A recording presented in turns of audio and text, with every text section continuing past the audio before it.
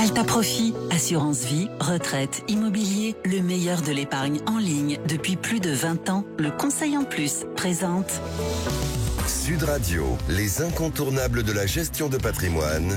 Thomas Binet, Philippe David. Bonjour Thomas Binet, nous vous retrouvons tous les jeudis soirs en compagnie de notre consultante Stellane Cohen, présidente d'Alta Profit, pour nous parler de gestion de patrimoine. Aujourd'hui, vous allez nous parler de finances durables. Oui Philippe, parce qu'en octobre 2023 a été votée la loi Industrie verte portant sur 3 volets majeurs: la réindustrialisation de notre pays, la prise en compte des enjeux environnementaux dans la commande publique et l'amélioration du financement de la transition écologique. Sur ce dernier volet, des impacts sont à retenir sur l'épargne des Français.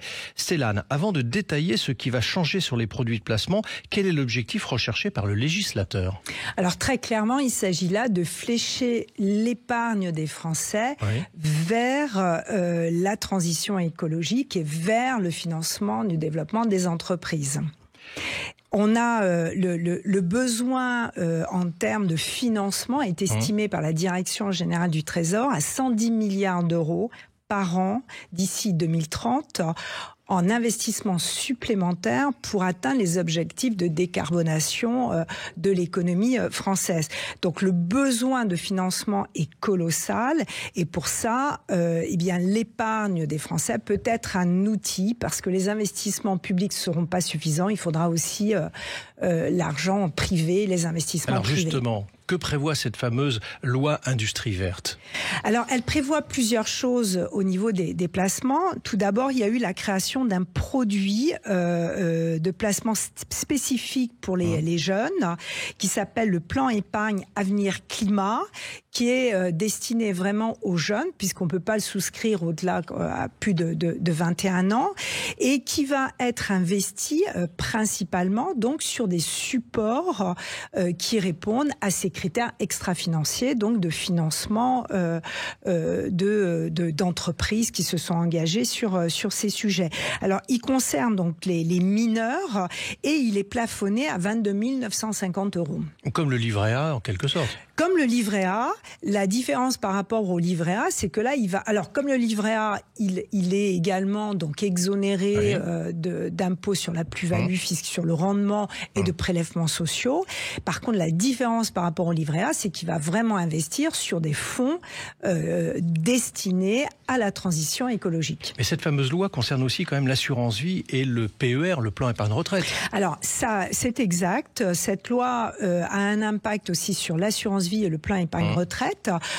Et cet impact, donc, ce sont des aménagements qui doivent être effectifs à partir du 24 octobre de cette année. Donc ce mois-ci. Vous pouvez nous en dire un petit peu plus quand même sur ce point? Alors, il est maintenant donc obligatoire pour les assureurs d'intégrer au sein de l'offre en gestion libre, de l'offre de fonds à l'intérieur d'un contrat, libellé en unité de compte, des fonds qui ont reçu un label reconnu bien sûr par l'État, donc c'est le label ISR, investissement socialement responsable, c'est le label Greenfin si on en cite deux comme exemple, et ces labels donc vont vraiment répondre à des cahiers des charges extrêmement précis et vont permettre effectivement de bien flécher les entreprises qui sont investies et engagées sur ces sujets de décarbonation. Et les mandats de gestion, ils sont aussi concernés ou pas? Alors absolument.